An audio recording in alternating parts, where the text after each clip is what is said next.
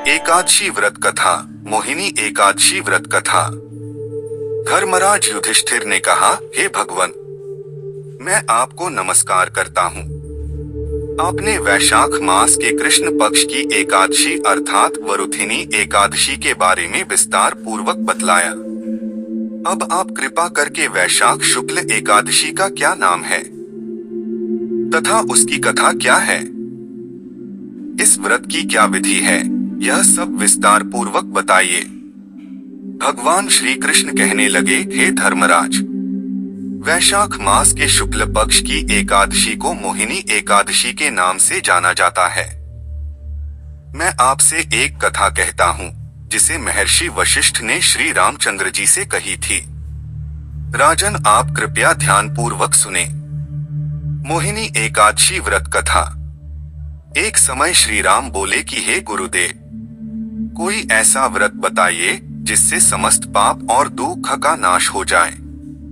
मैंने सीता जी के वियोग में बहुत दुख भोगे हैं। महर्षि वशिष्ठ बोले, हे राम, आपने बहुत सुंदर प्रश्न किया है। आपकी बुद्धि अत्यंत शुद्ध तथा पवित्र है। यद्यपि आपका नाम स्मरण करने से मनुष्य पवित्र और शुद्ध हो जाता है, तब भी लोकहित में यह प्रश्न अच्छा है। वैशाख मास में जो एकादशी आती है उसका नाम मोहिनी एकादशी है। इसका व्रत करने से मनुष्य सब पापों तथा दुखों से छूटकर मोहजाल से मुक्त हो जाता है। मैं इसकी कथा कहता हूँ, ध्यान पूर्वक सुनो। सरस्वती नदी के तट पर भद्रावती नाम की एक नगरी में द्युतिमान नामक चंद्रवंशी राजा राज करता था। वहां धन धान्य से संपन्न व पुण्यवान धनपाल नामक वैश्य भी रहता है।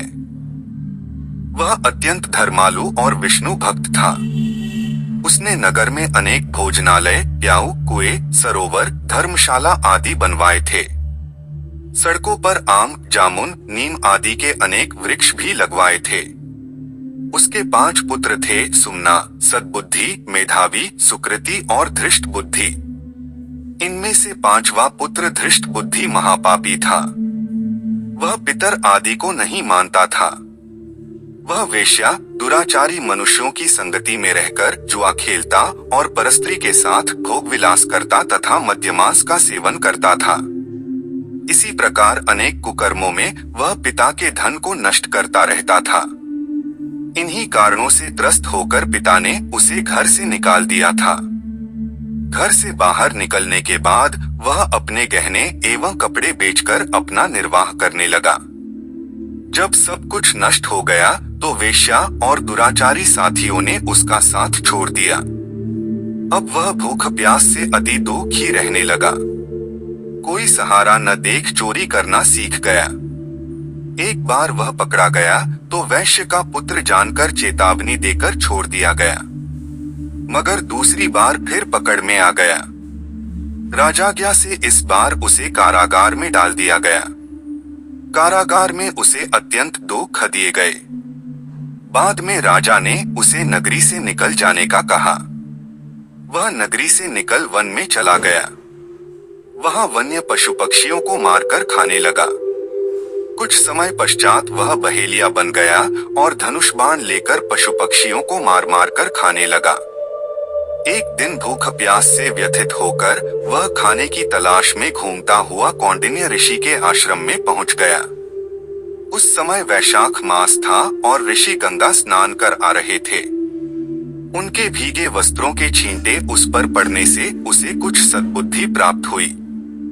वह कौंडिन्य मुनि से हाथ जोड़कर कहने लगा कि हे मुने, मैंने जीवन में बहुत पाप किए हैं। आप इन पापों से छूटने का कोई साधारण बिना धन का उपाय बताइए। उसके दीन वचन सुनकर मुनि ने प्रसन्न होकर कहा कि तुम वैशाख शुक्ल की मोहिनी एकादशी का व्रत करो। इससे अनेक जन्मों के किए हुए मेरु पर्वत जैसे समस्त महापाप भी नष्ट हो जाते हैं। मुनि के वचन सुनकर वह अत्यंत प्रसन्न हुआ और उनके द्वारा बताई गई विधि के अनुसार व्रत किया। हे राम, इस व्रत के प्रभाव से उसके सब पाप नष्ट हो गए और अंत में वह गरुड़ पर बैठकर विष्णुलोक को गया। इस व्रत से मोह आदि सब नष्ट हो जाते हैं। संसार में इस व्रत से श्रेष्ठ कोई व्रत नहीं है। इसके महात्म्य को पढ़ने से अथवा सुनने से 1000 गोदान का फल प्राप्त होता है।